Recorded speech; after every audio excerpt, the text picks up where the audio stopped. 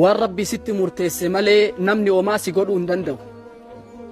Mootii tokkotu ture warra nu dura darbe kana keessa. Gabroota hedduuf jalaa qaba. Keessummoota hedduutu biyya garaagararraa itti dhufe. Osoo keessummaa wajji taa'uu yeroo laaqanaa geette. Gabroota isaa keessaa namni muraasni gariin maraqa nyaataa qabatee gariin nyaata namaa kenna. Tokko osoo maraqa harkatti qabatee jala deemu xiqqoo gufatee mootitti maraqa cobse. Mootichi aaree gubatee namni marti gara mootii ilaalaa jira. Murtii tokko dabarse. Uqtuluu nama kana ajjeesaa jedhe. Gabrichi kun akka malee rifatee yoo waan aganaatiif ajjeesaa jedhan ka beekaa ittiin naqin mee beekumaan itti naqee haa du'u jedhee waan harkaa qabu hunda itti naqe. Dubbiin ta duriin darana dhufte. Mootichi aga dura aaruu miti san darana aaree dubbatuu dadhabe.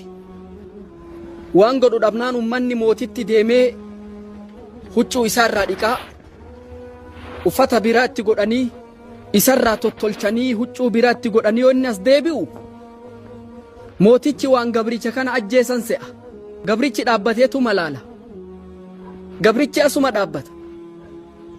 Edaan duune maa akkana na goota jedhee amma gaafate aariin irraa galte.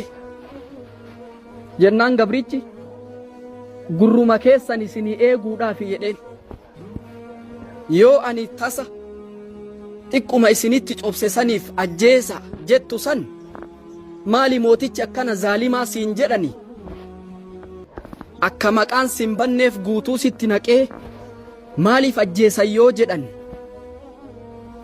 isatu waa balleesse haa jedhanii fi maqaa keessan isinii eeguuf jedheen. Qulta qawlan jamiilaa laakinnaka facalta ficlan qabiihaa jedheen.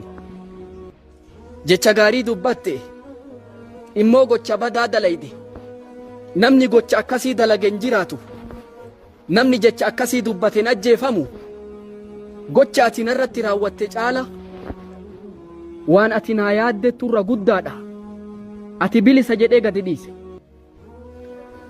Waan rabbi sitti murteesse malee namni homaa si godhuu hin danda'u. Yoo humna qabaattes rabbiin irra humna qabatu jira jedhi yaadi. Yoo mokkorri tokko sitti bu'e hin rifatin.